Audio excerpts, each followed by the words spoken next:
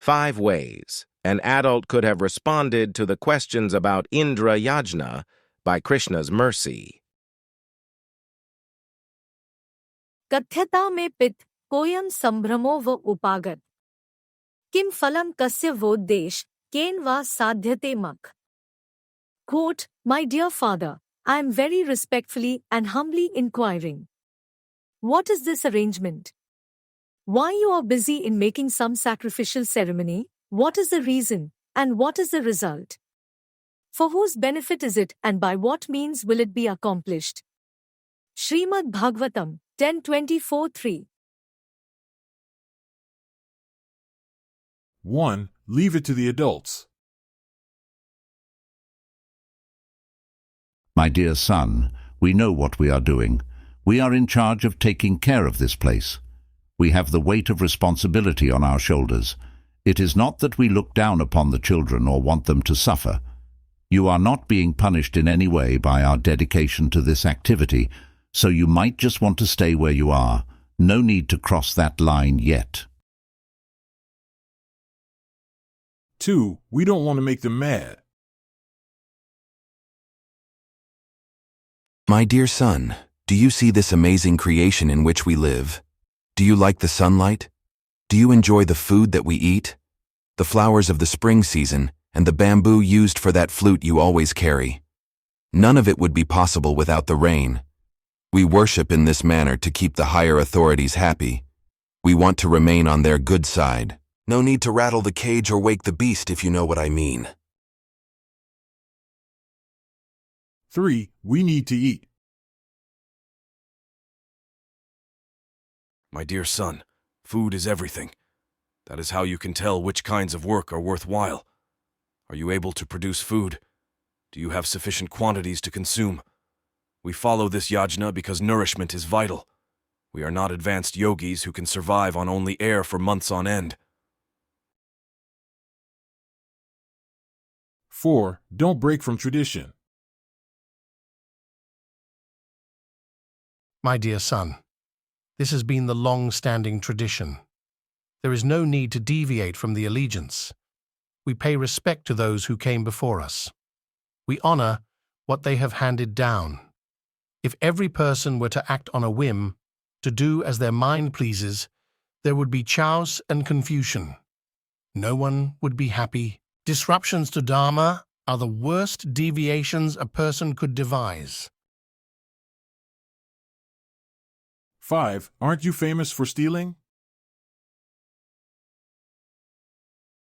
My dear son, perhaps you should not be too smart, especially not in the presence of elders who know better. Anyway, are you not famous for stealing? I believe butter is your preferred item to take.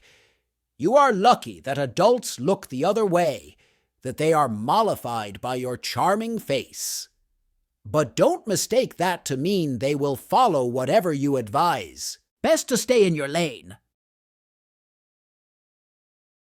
The placement is not accidental. It is not that some blue-complexioned child just randomly emerged from the womb of Mother Devaki, got transported in the dark of night to Gokul, and lived happily in the family home of Nanda Maharaj, with no one the wiser. Rather, there is planning to the entire fare. It is like a brilliant playwright conceiving of a story in their mind and then putting pen to paper. Later on, skilled actors fill the various roles and play out the scenes on the grandest stage. In this case, the audience is not limited to those admitted to a specific performance. Rather, the scenes are constantly occurring throughout the many universes in existence. As His Divine Grace A.C. Bhaktivedanta Swami Prabhupada explains, at this very moment somewhere Sri Krishna is setting the scene for the inaugural Govardhan Puja. The arrival in Gokul was due to the will of Vishnu. He promised to appear in that place, and so the other participants were chosen through qualification. It is like the greatest gift to receive in liberation, to always be alongside the jewel of Vrindavan. We see that Nanda Maharaj did not respond to Krishna's questions in any of the aforementioned ways. Due to internal purity, due to affection, due to unflinching devotion to the Almighty, Nanda happily and honestly obliged the polite inquiry from his son. Krishna knew what he was doing. We can point the Kim Phalam question at any of our activities, whether in progress, in review, or in the proposed state. What is it that we are trying to achieve? What are we looking to gain? Krishna already knew the answer with the Indra-Yajna the residents were preparing for. He therefore took the opportunity to propose worshipping Govardhan Hill. This would be a replacement, like taking one federal holiday off of the calendar and adding another in its place. Nanda Maharaj did not pull rank. He did not belittle the child.